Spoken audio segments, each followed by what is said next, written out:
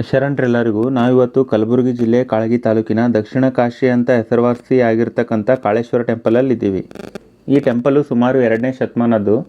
ಶಂಕರಾಚಾರ್ಯರು ಪ್ರತಿಷ್ಠಾಪನೆ ಮಾಡಿರ್ತಕ್ಕಂಥ ಟೆಂಪಲು. ಈಗ ನಿಮಗೆ ಶಿವಲಿಂಗ ತೋರಿಸ್ತೀನಿ ನೋಡ್ರಿ. ಆ ಶಿವಲಿಂಗ ಒಂದ್ರ ಕೆಳಗೊಂದು 3 ಶಿವಲಿಂಗ ಅದಾವಂತ್ರಿ. ಒಂದೊಂದು ಯುಗಕ್ಕೆ ಒಂದೊಂದು ಶಿವಲಿಂಗವನ್ನು ಪೂಜೆ ಮಾಡಲ್ಪಡ್ತಿದ್ರು ಅಂತ ನಂಬಿಕೆ. ನೋಡಿ ಯಾವ ಥರ ಇದೆ ಶಿವಲಿಂಗ ಅಂತ. ಈ ಕಾಳೇಶ್ವರ ಟೆಂಪಲ್ ಪಕ್ಕದಲ್ಲಿ ಮತ್ತೊಂದು ಟೆಂಪಲ್ ಅದ. ಈ ಟೆಂಪಲಿಂದು ವೈಶಿಷ್ಟ್ಯತೆ ಏನಪ್ಪಾ ಅಂದ್ರ ಸುತ್ತಮುತ್ತ ನೀರ್ ಅದಾವ. ಸೆಂಟರ್ನಾಗ ಈ ಟೆಂಪಲ್ ಅದ. ನೋಡ್ರಿ ನೀರ್ ಯಾವ ತರ ಅದಾವ ಸುತ್ತಮುತ್ತ ಅಂತ.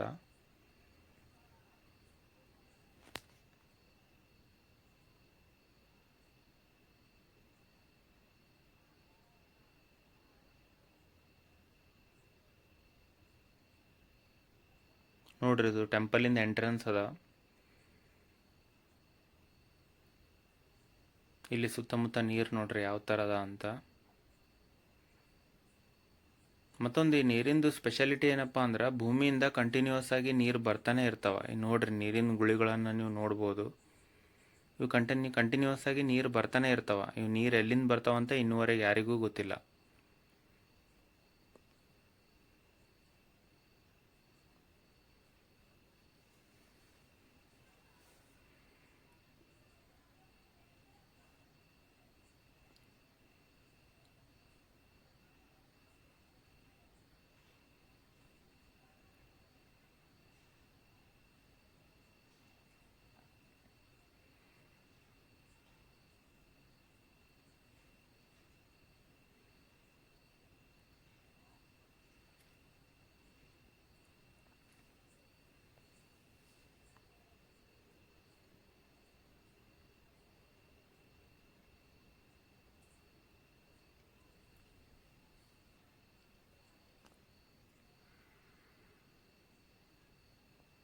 ನೀರು ನೋಡ್ರಿ ಎಷ್ಟು ಕ್ಲಿಯರ್ ಅದಾವ ಅಂತ. ನೀರಿನ ಗುಳಿಗಳು ನೋಡ್ರಿ ನೀವು.